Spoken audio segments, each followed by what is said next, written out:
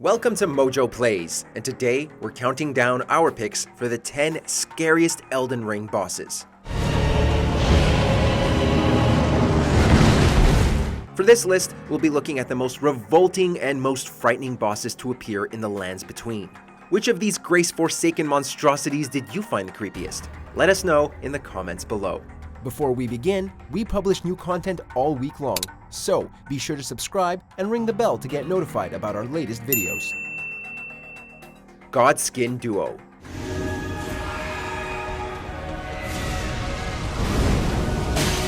This dual boss isn't just one of the most difficult in the game, it's also one of the more unsettling.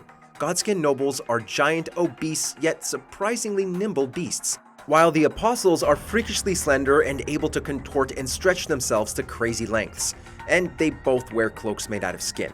Put all this together in a tiny arena where they can easily wreck you, and you've got yourself a recipe for plenty of game overs and nightmare fuel. Put simply, the Godskin Duo is a double dose of nope from us. Elden Beast.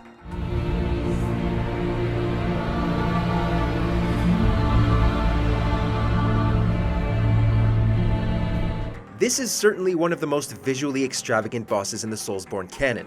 Serving as the living embodiment of the Elden Ring itself, the Elden Beast is some type of unimaginable cosmic entity. A uniquely terrifying creature, the Elden Beast towers over the player and consists of multiple transparent appendages containing an assortment of ethereal golden lights. It also comes armed with a fleshy sword that may or may not have been created from Radagon's shattered corpse. We don't know if we should be scared or commend FromSoftware for their imagination. Probably both.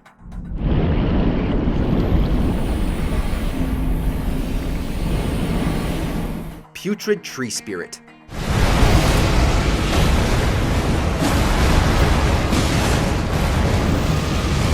Well, it's all right there in the name.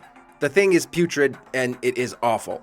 Found in the war-dead catacombs of Caelid, the Putrid Tree Spirit is an even grosser iteration of the ulcerated Tree Spirit. And that's saying something. This thing looks like a cross between a tree and some type of rabid lizard?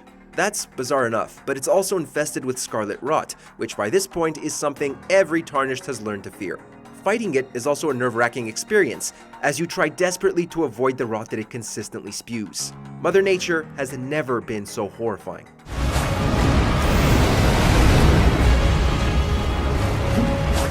Fell Twins.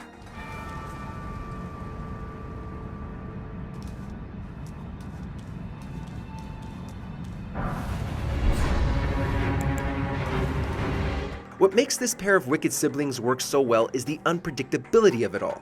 There you are, making your way to the Divine Tower like you have numerous times before, when suddenly the screen fades to black.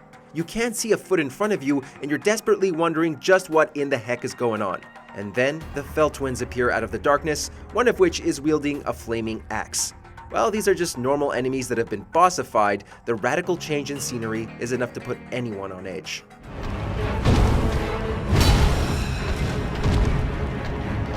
Decaying Ekzykes.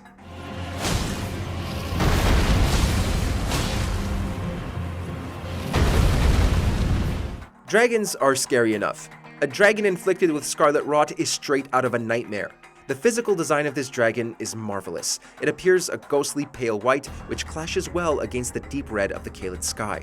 However, its body is also patched with crimson splotches, which is the unfortunate result of the scarlet rot, putting it far above its draconian brethren in terms of lethality.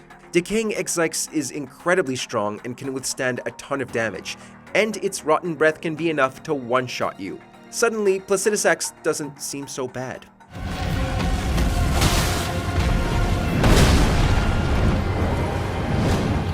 Deathrite Bird.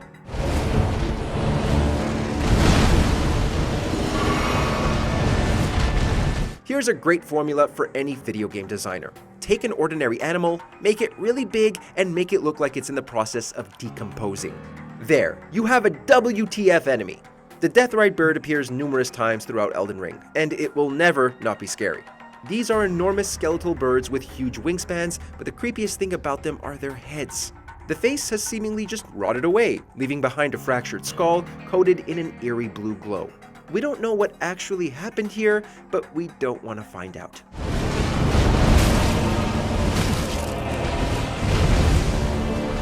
Erdtree Burial Watchdog.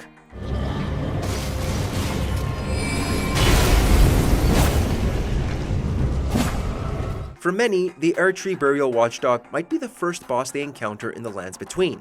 Unknowing players might venture into the Stormfoot Catacombs in Limgrave, and it's here that you will face one of the game's scariest mini-bosses. This thing is just incredibly unsettling. From the rigid manner in which it moves to its creepy demon cat face to the way that it shakes its body before spewing flame, nearly everything about it is unnerving. It serves as a fantastic introductory boss fight, as it lets players know what kind of hellish denizens await them going forward. Godric the Grafted. Well.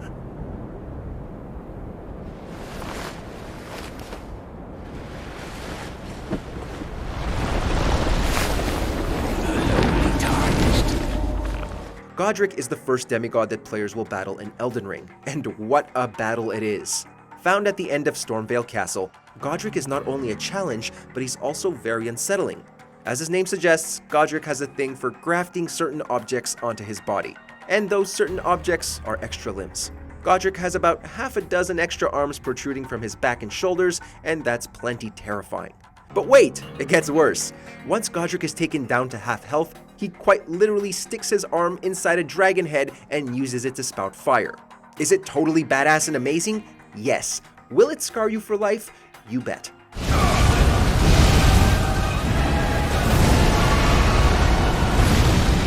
Astel, Naturalborn of the Void.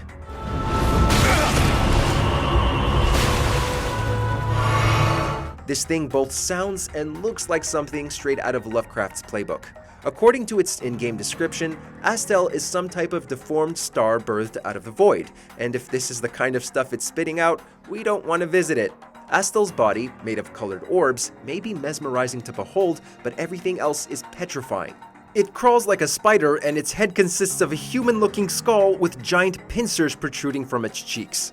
And no matter how far you run, it can teleport right next to you so you can witness it up close. Oh joy.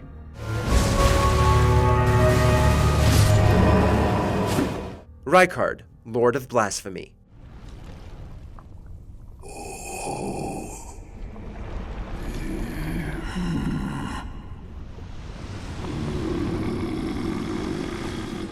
Where do we even start with this guy? This is not only the scariest boss in Elden RIng, but also one of the scariest bosses in the entire Soulsborne series. Rykard's gray and scaly face is blood-chilling by itself. The fact that it's attached to a massive snake's body makes it a million times worse. His skin is also visibly peeling open, revealing lots of human limbs and disgusting tentacles. But that's not even the worst part!